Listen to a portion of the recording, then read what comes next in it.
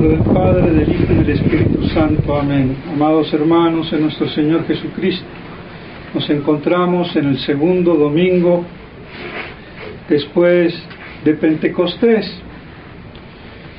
Y en el día de hoy la liturgia nos propone la parábola de los excusados.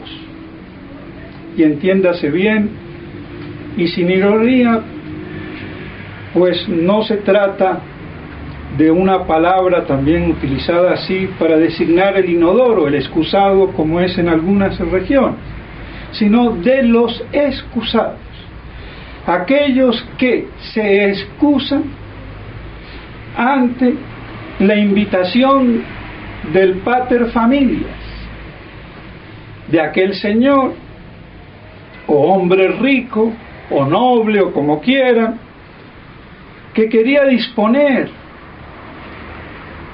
de su casa para hacer un gran banquete, una gran cena, e invita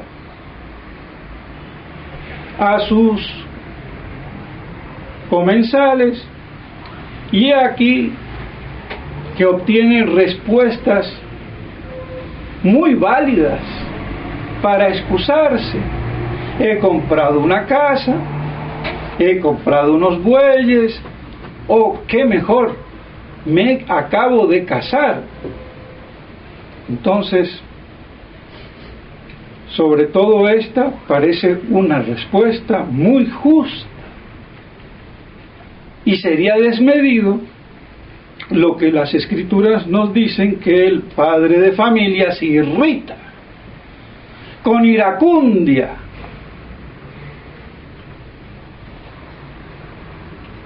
ante esas excusas, no las acepta, para él no son válidas. Y entonces, ¿en qué quedamos? Y manda llenar de cuanta gente maltrecha, cojos, ciegos y lo que haya, sobra lugar fuera de los caminos para llenar los puestos, porque ninguno de aquellos que él había invitado probará su cena. Con esto Santo Tomás nos está diciendo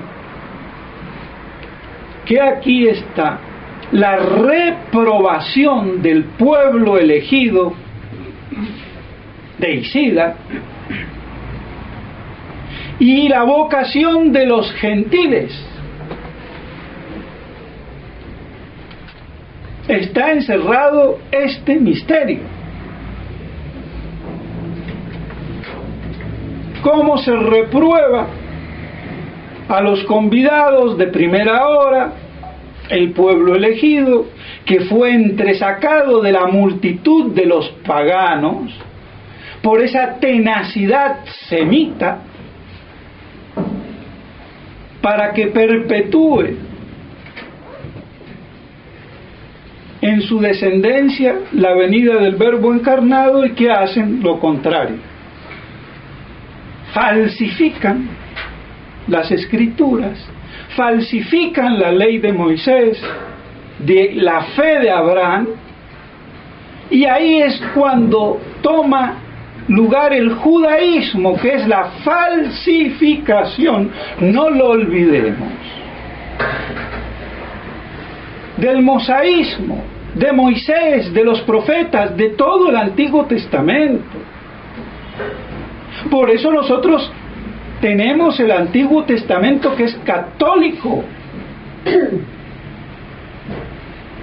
y no como algunos que he conocido, y no voy a decir el nombre, pero no aquí en Colombia, grandes escritores que ponen en duda lo del Antiguo Testamento, porque eso es judaizar para ellos, sí, en su ignorancia, que no saben distinguir lo que era la verdadera religión mosaica, abrámica, o como quieran llamarle, del Antiguo Testamento, y el judaísmo perverso, farisaico, que conculcó la verdad, no la aceptó. Somos hijos de Abraham, somos muy religiosos, y ante nuestro Señor el cadalso, la crucifixión, un problema religioso tremendo. Porque qué peor creerme yo divinamente asistido por la fe, por la iglesia, en este caso por Abraham, Isaac y Jacob, los profetas, Moisés, y terminan crucificando al Mesías. Hay un problema gravísimo ahí de orgullo religioso, y eso es lo que forma y conforma y configura el fariseísmo, que es el peor de los pecados y el culmen del pecado contra el Espíritu Santo, contra el Espíritu de verdad. Porque la verdad encarnada viene, se hace judío, de madre judía. ¿Y qué pasa? Lo crucifican, no lo aceptan y ni lo siguen aceptando.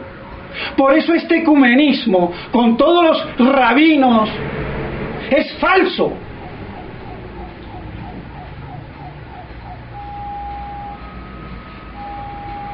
Y el judío que se respeta o deja de ser judío y cree en Cristo, o tiene que odiar a Cristo y volverlo a matar. No hay otra. Ese es el problema teológico y religioso del judaísmo y de cada uno de nosotros. Porque no nos vayamos a creer más pintados que ellos. Si pasó eso con la vid, ¿qué pasará? O con la oliva, ¿qué pasará con el acebuche, con el injerto, con los sarmientos que somos los gentiles? Entonces, mucho cuidado, porque con el llamamiento de Dios, que es lo que quiere decir la parábola, convoca y no acepta excusas, ni las mejores, porque no hay ninguna excusa, por buena que sea, que me faculte para decirle no a Dios, a la verdad y el amor trascendental. Ante eso no hay excusas, ni matrimonios. ¿Y cuántos matrimonios no hay que quedaron desbaratados materialmente, si podemos decir así? Como el de San Alejo, se casó y nuestro Señor lo llama. ¿Y qué pasó con San Alejo? San Juan Evangelista, que se casó en las bodas de Caná, como lo dice San Jerónimo y Santo Tomás. Otra cosa es que los curitas doctitos no lo saben, pero eso es otro problema, y ya se los he comentado más de una vez. Se casa San Juan en Caná,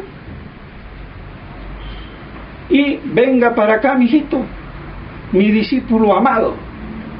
Y por eso fue el discípulo amado.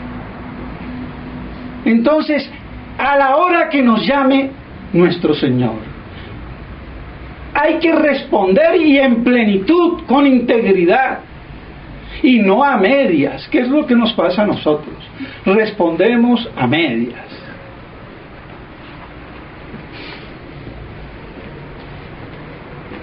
Amores viciados, adúlteros, terminan siendo. Y por eso el pueblo judío, comparado a una mujer adúltera, pérfida, corrompida,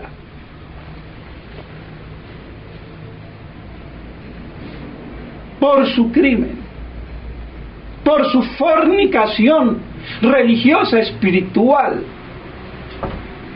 porque el pueblo elegido era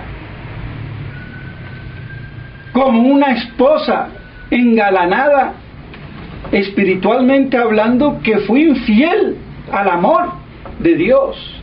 Y ese es el caso de nosotros. Por eso siempre se relaciona las cosas de Dios con su iglesia, con los fieles, con el alma, como una mujer fiel y pura, virginal, o infiel, perversa y prostituida, y lo que toque lo pudre. Dos extremos de la religión, en su fase más viciosa y en su fase más pura, sin caer en puritanismos judaicos, que es otra cosa.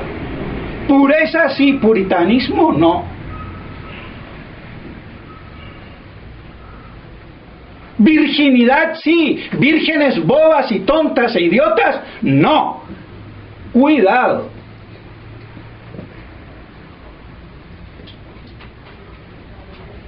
Las cosas como son. Ese puritanismo, gasmuniñería y ñoñería, eso no es católico, eso es una falsedad de curitas y monjas imbéciles, perdónenme, porque eso no cabe en nadie que tenga un poquito de sentido común. Y vaya si no ha habido ese puritanismo. ¡Cuidado! Maniqueo, el cuerpo es malo, el sexo es malo. No, señor. Ni el sexo ni el cuerpo. Ni la mano derecha ni la mano izquierda. Eso lo hizo Dios. Lo malo es nuestra incapacidad perversa de hacer bien las cosas, que es distinto. El vino no es malo, alegra el corazón del hombre. El que se emborrache, esa es otra cosa. Pero por eso no voy a decir que el vino es malo, que tener hijos es malo, que el matrimonio es malo. No, aunque mejor es la virginidad. Pero eso no hace malo la carne, ni lo que viene de la carne, como han creído siempre los herejes maniqueos y los judíos. Que no sé si será cierto lo que cuentan, que los rabinos con su mujer tienen que andar con una sábana de por medio. Me parece tan ridículo que no lo creo, pero bueno. Así son las cosas. Lo que Dios ha hecho es bueno. Los malos somos nosotros.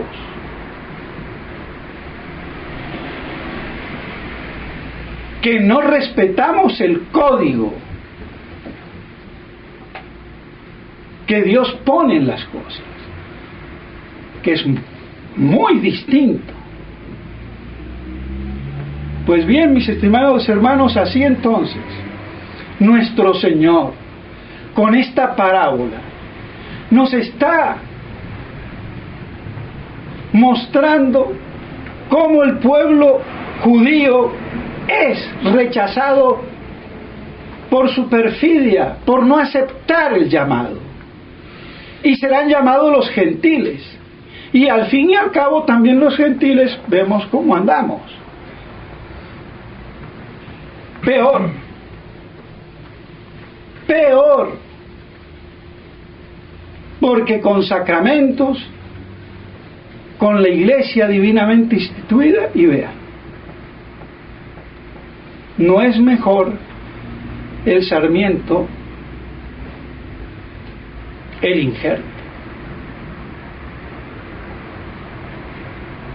Y todo lo permite Dios para que se vea que no es por obra humana, sino divina misericordia, que nos salvamos. Pero ahí está entonces, como dice Santo Tomás, esa gran profecía.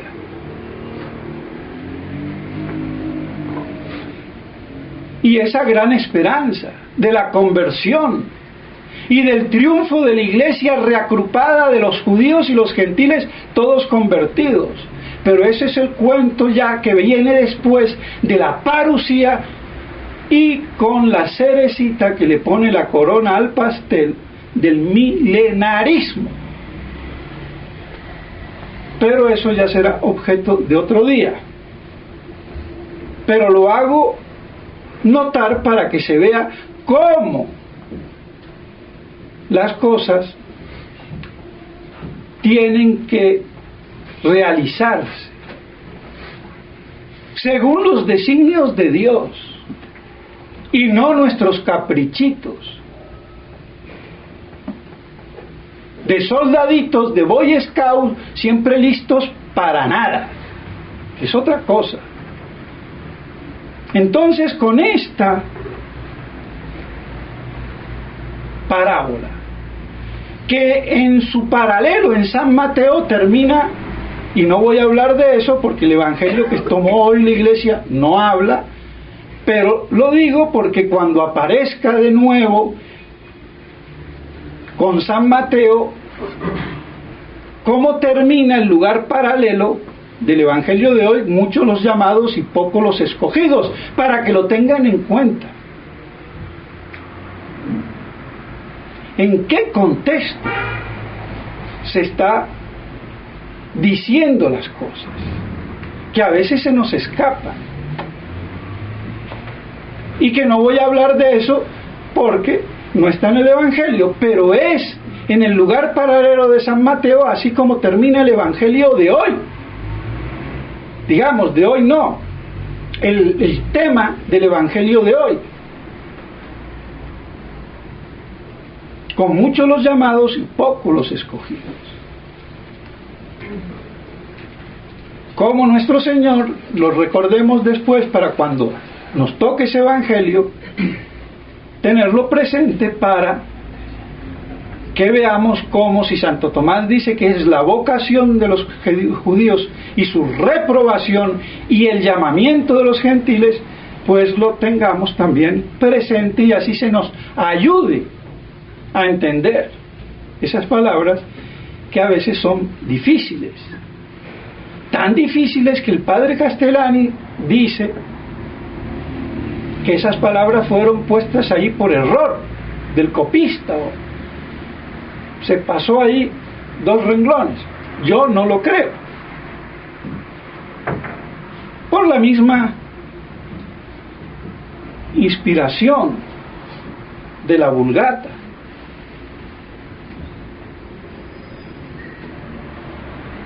Entonces, aunque es una traducción la Vulgata, y no de San Jerónimo, que fue el que la corrigió, pero de todos modos la Iglesia me dice que en substancia no hay error. Entonces, pero bueno, para mostrar cuán difícil es y cómo a veces uno se va por la tangente. Pero así son las cosas.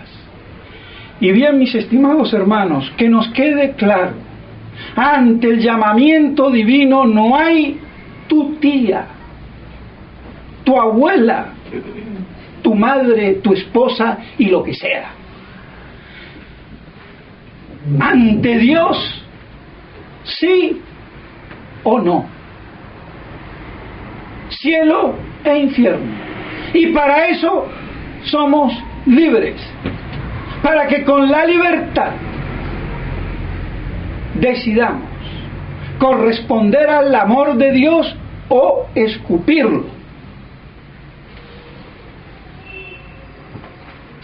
Y Dios no obliga, porque amor con amor se paga. No es como esos tontunos que se casan obligando y forzando a la mujer. Eso jamás lo haría un hombre noble. Porque por mucho que le guste una mujer, la conquista, pero hasta que ella no le diga el sí. No la obliga ni la fuerza. Eso lo hacen los patanes y los imbéciles.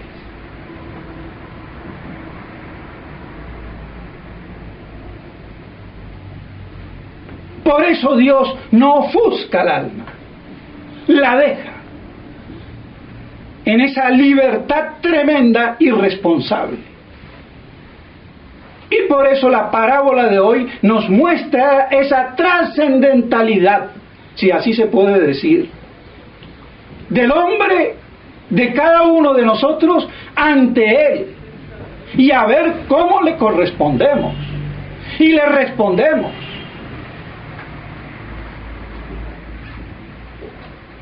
Misterio. Pero así son las cosas de Dios.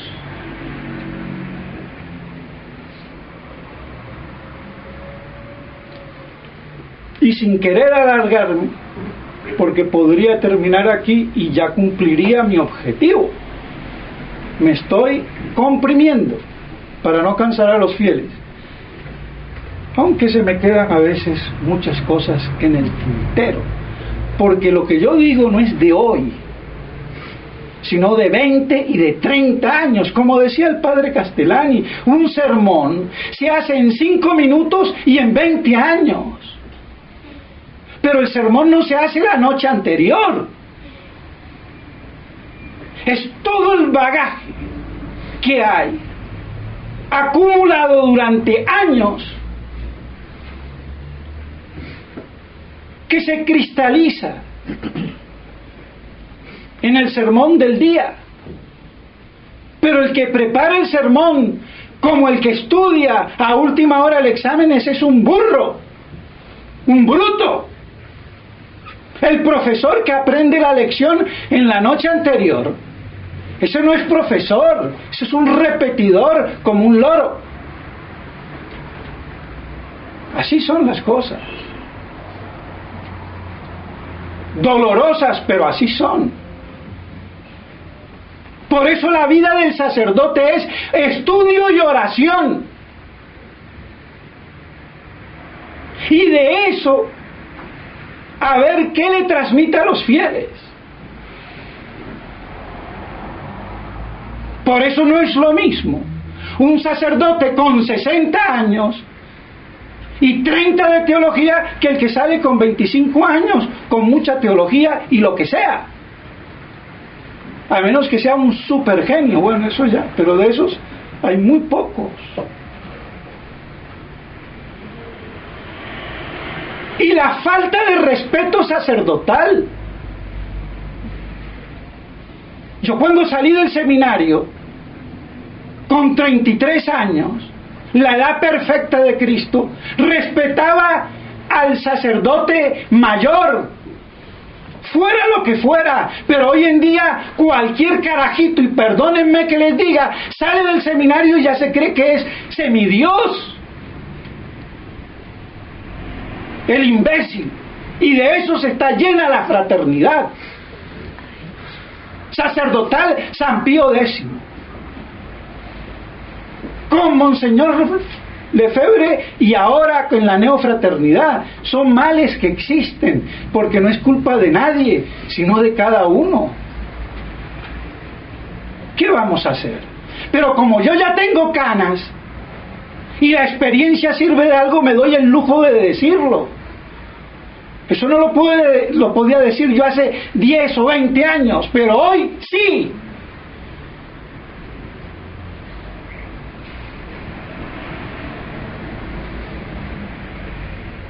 Y pues bien, sin quererme alargar, pero todos ya saben, o creo o supongo que ya se han informado, que no solamente fue Monseñor Felé en el 2000, no sé si 2001, 2002 o 2000, pero después del famoso jubileo, que fue el primer acto público trascendental de todo este espíritu de acuerdismo con la Roma prostituta, ramera, babilónica, que fornica con los hombres de la tierra, para utilizar el lenguaje bíblico, escriturístico y apocalíptico de San Juan.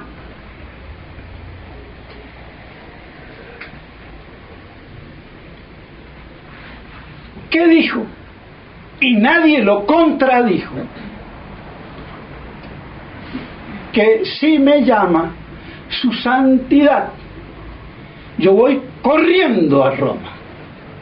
Y vean, nadie dijo nada.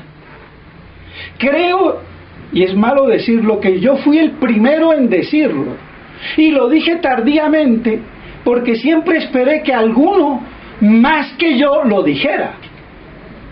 Pero viendo ya que nadie lo decía, me tocó, y ahora es voz populi. Y vemos las consecuencias. Pues bien, eso no para ahí, queridos hijitos míos. Porque hoy, exactamente, lo dice Eureka, Su Majestad Británica, Monseñor Williamson. Y esto es gravísimo. Aquí no hay nada personal, ni contra Monseñor Williamson, ni contra los sacerdotes que le siguen, bien o mal. Pero aquí hay un problema que no se puede repetir. No lo vimos, no lo vieron, no lo quisieron ver con Monseñor Felé, y ahora exactamente lo mismo dice Monseñor Williamson, quizás con ironía o no, pero lo dice, y no que va corriendo, está bien modernizado. Me voy en el primer avión. Bueno, como eso lo dijo en Estados Unidos, uno puede pensar que se iba ya de Estados Unidos en avión. Bueno, no voy a entrar a discutir en qué se va, si se va en avión, en cohete o en un misil, pero el hecho de decirlo basta. ¿Y cómo es posible que Monseñor Williamson diga lo mismo? Y peor aún con todo lo que ha pasado y está pasando. ¡Qué misterio de iniquidad! Hay que pedirle a Monseñor Williamson que aclare o se retracte, aunque a él no le gusta retractarse. Pero lo tienen que combinar, no yo, porque a mí ni fu ni fa no me va a hacer caso. Pero sus adláteres y su brazo derecho, el padre Ford, por lo menos, ya que es ensalzado como figura de valentía, y contra eso no tengo nada, cualquier envidia o orgullo o celos, bueno, la culpa es mía. Que lo haga. Y no solamente él, el padre Ortiz, el padre Cardoso, el padre Trincado, por nombrar a algunos que no han sido ensalzados.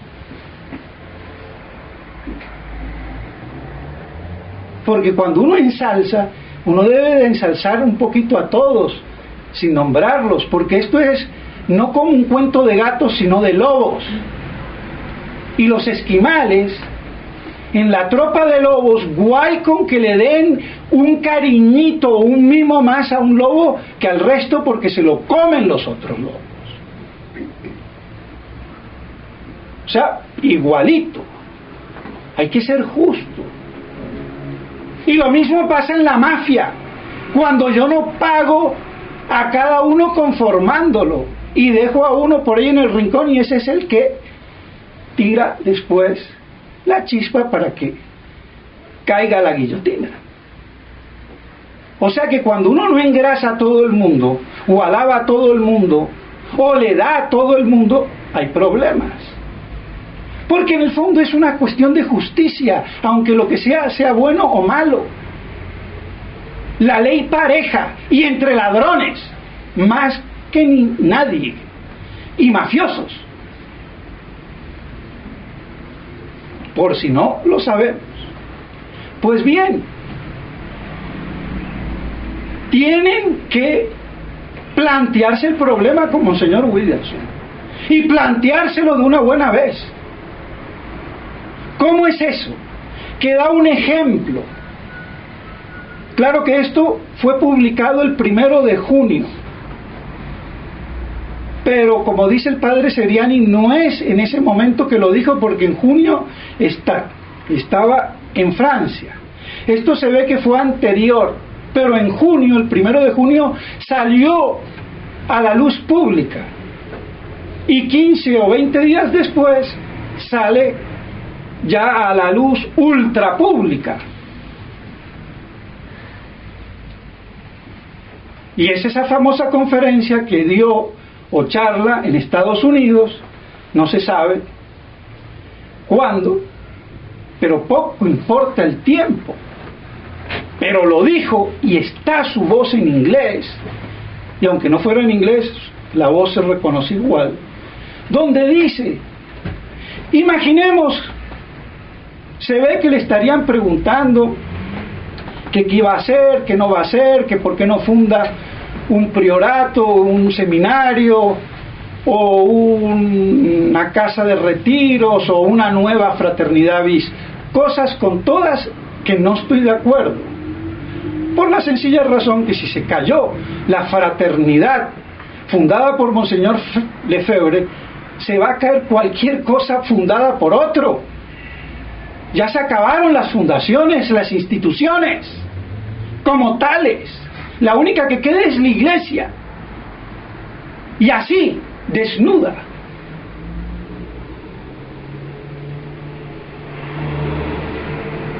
¿Ve? Por eso no estoy de acuerdo en crear seminarios. ¿Y qué pasará? Tocará, bueno, cada sacerdote que encuentre por ahí 1 o 2 discípulos, como era antes del Concilio de Trento, los forma y después viene el obispo, les da el repasón y los habilita o no los habilita, y punto. Ni tampoco para hacer una segunda fraternidad, si se cayó la primera, y menos con el lastre que tienen, porque tienen un lastre terrible de ideas obtusas de la autoridad, y por eso son antisedevacantistas a morir, porque es dogma de fe que el Papa no se equivoca, y lo siguen pensando.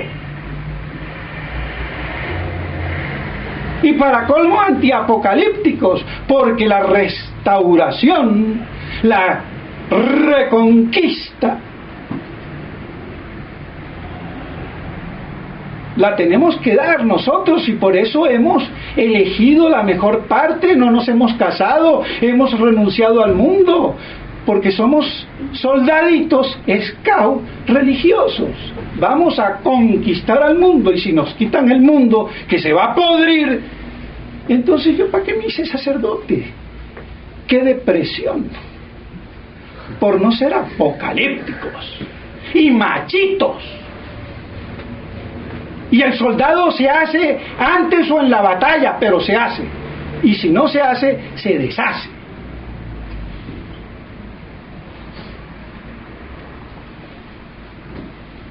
Quizás por eso Monseñor Williamson los trata de gatitos, por pobres.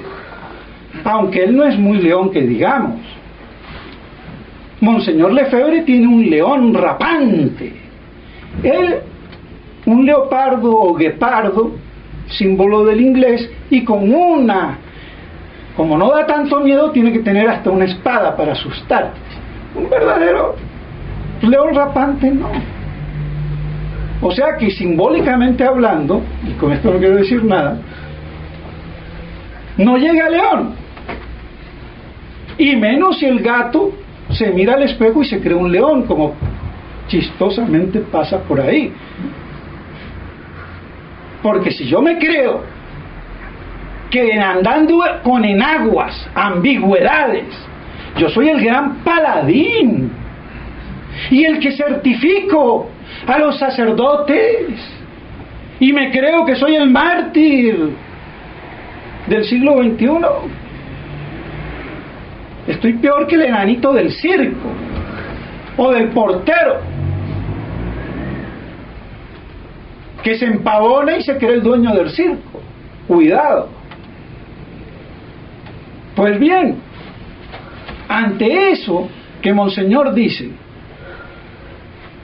y dando la explicación porque no tengo la autoridad, Ah, entonces tú necesitas irse a Roma para que Francisquito te dé la autoridad. ¡Qué bien! ¿Y por qué no tienes la autoridad? Problema del legalismo jurídico, de jurisdicción. Él le sigue reconociendo la jurisdicción y de pronto uno puede decir, bueno, está bien, pero que me la tenga que dar para yo ser tradicionalista. Oiga, un momento. ¿Qué hizo en el seminario de Con? Por Dios, ¿cómo va a decir que no tengo la autoridad? Un obispo. Yo no tengo la autoridad,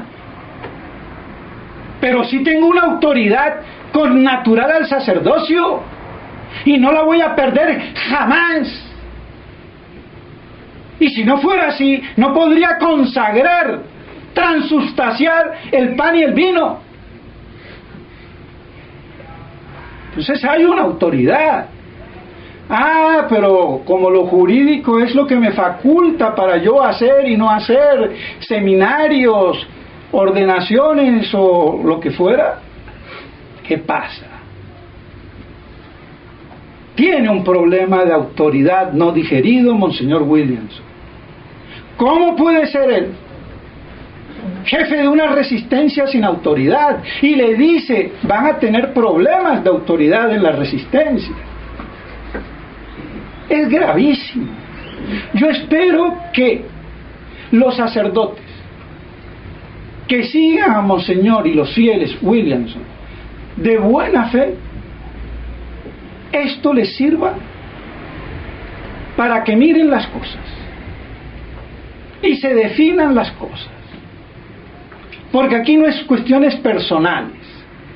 Esto es lo que se estaba viviendo desde hace mucho tiempo. Pero como a esos loquitos no les dan créditos, y entre esos yo,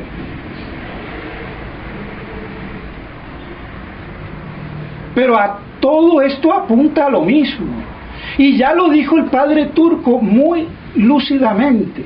Monseñor Williamson, citando no sé qué escrito o qué sermón, porque no tengo la prodigiosa memoria como que tiene el padre Seriani, no me acuerdo, apenas me sé el nombre mío,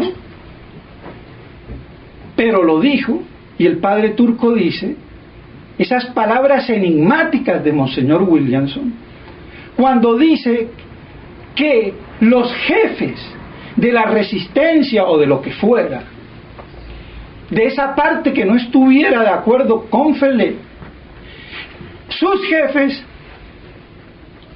terminarían llevando el rebaño a Roma, que no se entendía. Ahora sí se entiende. Y hay un plan. Esto no es casual.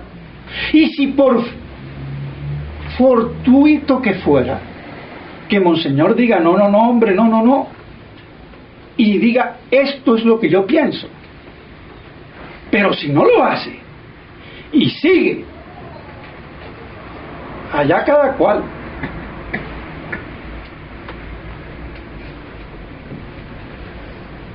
Problema gravísimo.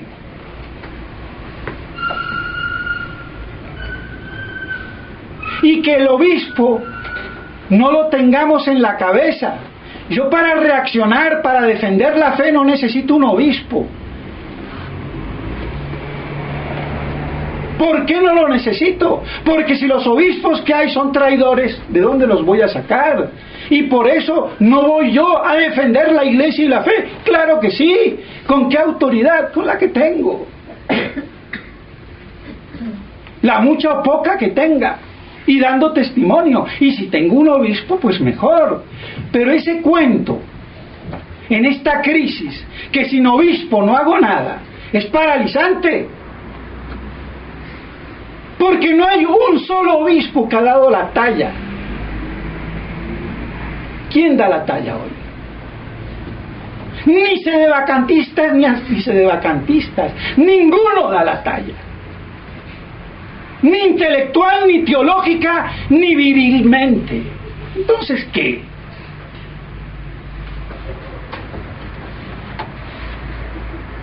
Y los fieles que se dejen de querer ser mimados. Queremos sacerdotes, obispos, y a los sacerdotes que tienen no los aprecian. ¿Para qué quiero yo sacerdotes tontunos y zombies? Vírgenes bobas de sotana. Más vale defenderse solo. Y además, ¿quién me va a decir que en la última fase del último momento apocalíptico, que dure 3 años y medio o lo que dure, vamos a tener obispos y sacerdotes y misa y sacramentos? Puede ser que tengamos un periodo en blanco y cada uno sálvese con lo que tiene. Y a ver, pero es que queremos cómodo. Entonces yo necesito la imagen del obispo.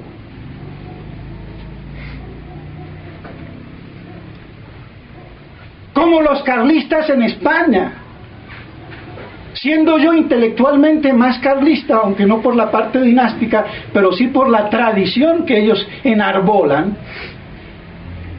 Pero no esto que tenemos ahora, con Ayuso y antes de él, que necesitan el rey para seguir en su concepción tontona.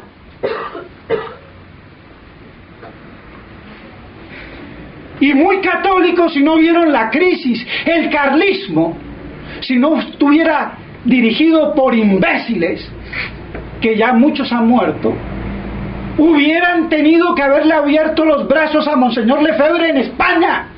Y no fue así. Entonces, ¿qué? Y aquí lo mismo. Los carlistas de la tradición, por decir así, parodiando o comparando lo que fuera, necesitamos obispos. Sí, pero obispos que den luz y después sacramento, porque sacramento sin luz, eso no sirve de nada.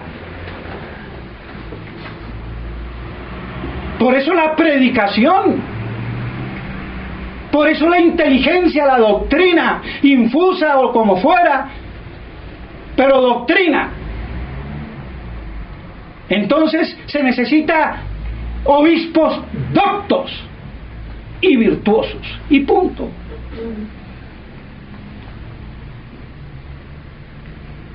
Pero mucha virtud sin poca mitra, sin poca cabeza, ¿a dónde vamos? ¿A otro Vaticano II? Y salvando las proporciones con 2.500 mitras imbéciles, salvando 2 o 3.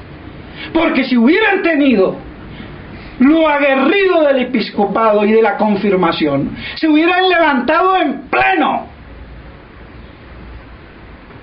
Y Pablo VI hubiera quedado ahí estampado como judío, masón y homosexual, que hoy sabemos que es, que fue.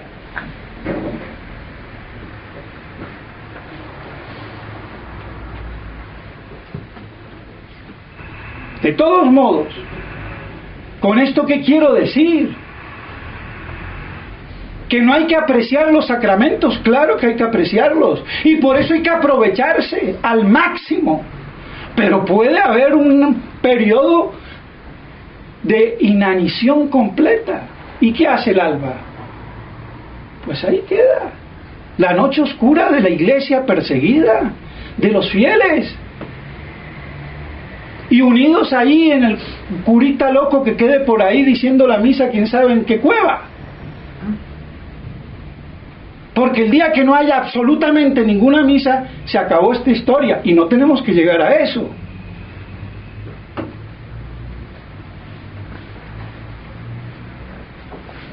Pero no por un sacramentalismo infantil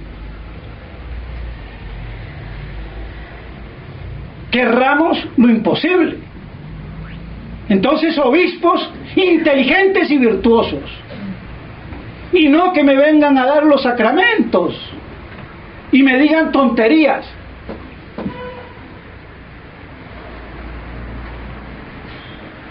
Que quede claro.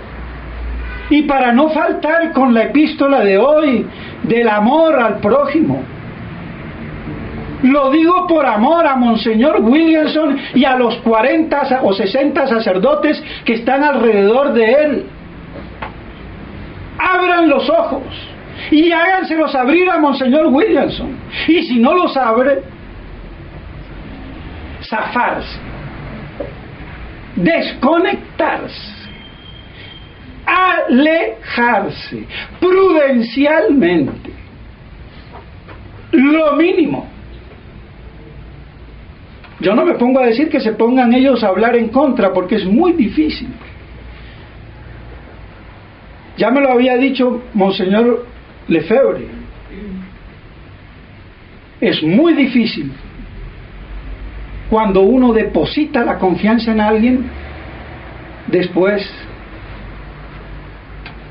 darse cuenta que había que haberse retirado. Y refiriéndose a un personaje en especial,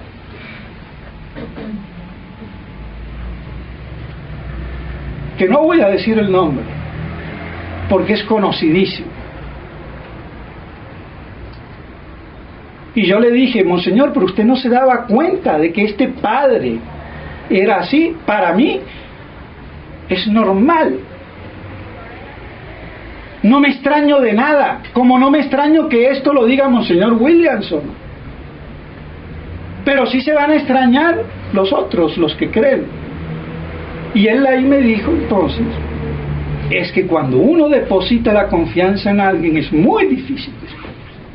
Y hay el problema, porque yo no tengo que confiar en nadie, ni en el espejo en el que me miro. Solamente en Dios y en los hombres, en la medida, en tanto y en cuanto papas, reyes o verduleros. Esa es la posición trascendental del hombre católico ante la verdad y el mundo. Y lo demás es posición de vírgenes bobas que se van al infierno, muy vírgenes, muy santitas, pero idiotas.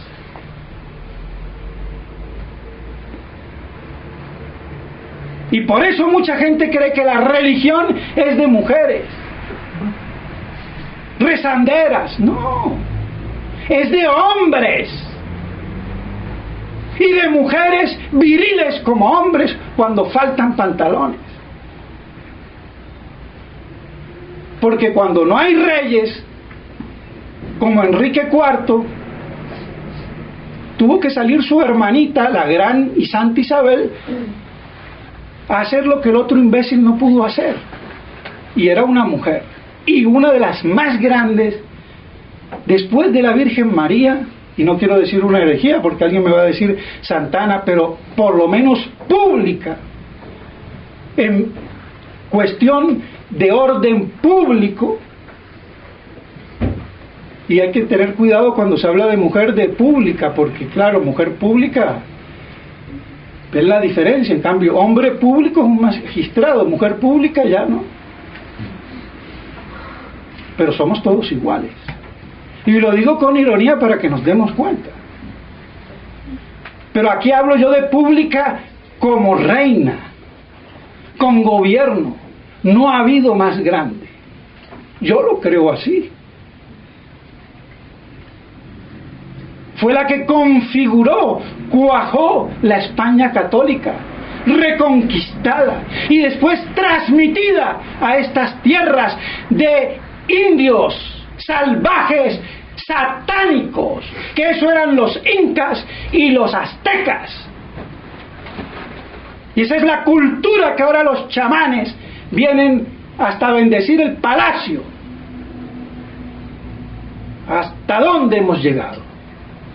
Satánico, como lo dice el padre, y no me acuerdo el nombre, de la colonia, donde muestra que era una satanocracia esto. donde imperaba Satanás con los sacrificios rituales.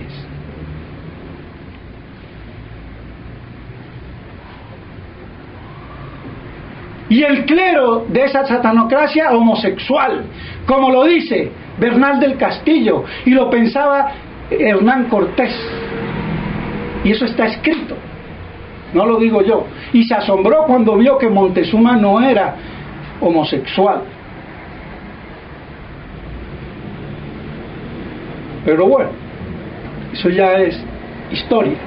De todos modos, mis estimados hermanos, yo creo que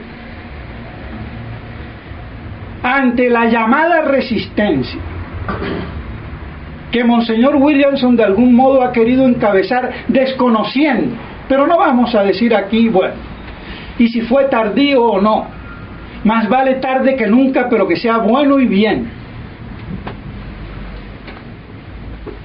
se aclare o se hunda. Pero esto no puede quedar así. Y a los sacerdotes, hermanos en el sacerdocio, les pido que dejen las diferencias personales, que era más bien de ellos que, por ejemplo, del lado mío.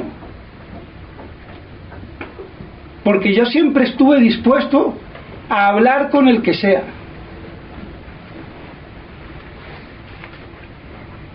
Pero no puede ser que esto siga así.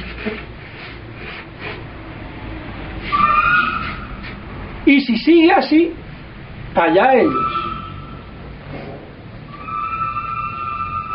Y eso es lo que se le ha querido decir, buena o malamente a través de Radio Cristiandad, bueno o malamente el padre Seriani, bueno o malamente yo o lo que sea. Por encima de todo era esto. Ojo, ¿por qué? Y me alargo un poquito, pero lo tengo que decir. Toda reacción, acción genera reacción. La revolución tiene que controlar la reacción de esa revolución en una disidencia controlada. Luego, el problema de la escisión de la fraternidad iba a provocar una escisión, pero había que controlarla, y para eso necesitamos obispos que estén más o menos haciendo lo que Monseñor Williamson hace. Ese es el problema. Entonces, que lo deje de hacer, o que diga de qué es o de qué va, pero tontos aquí no somos. Yo no soy tonto, y ese ha sido todo el problema.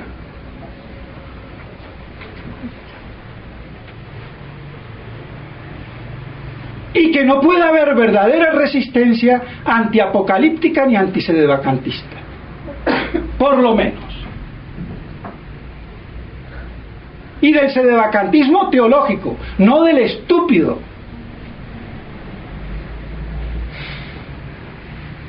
Porque estupideces siempre se saca hasta de un credo, si vamos al caso. Pues bien, mis estimados hermanos, discúlpenme, pero esto lo digo por verdadero amor, en la verdad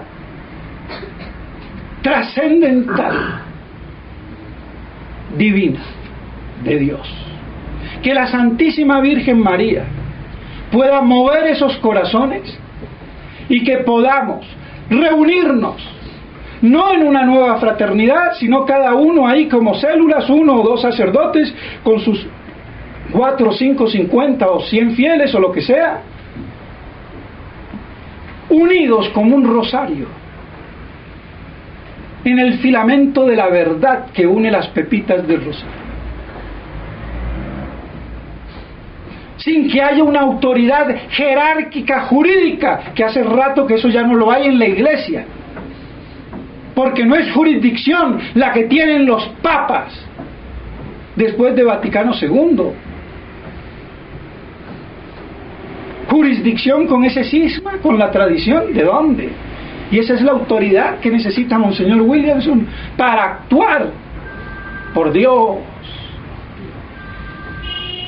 Pues bien, mis estimados hermanos, si realmente hay dudas y preguntas, hay que hacerlas.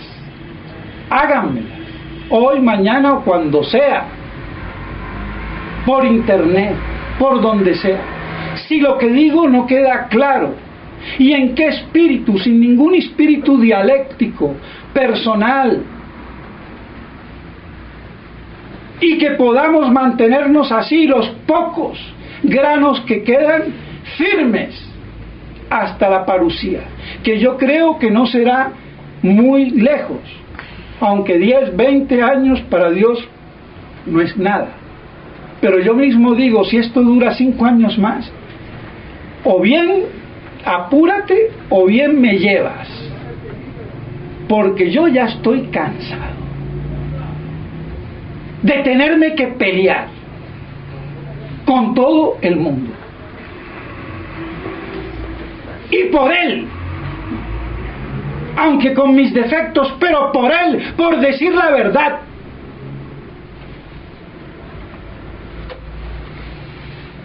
Pues bien, que Dios nos oiga. Y así en el verdadero amor a la verdad nos santifiquemos.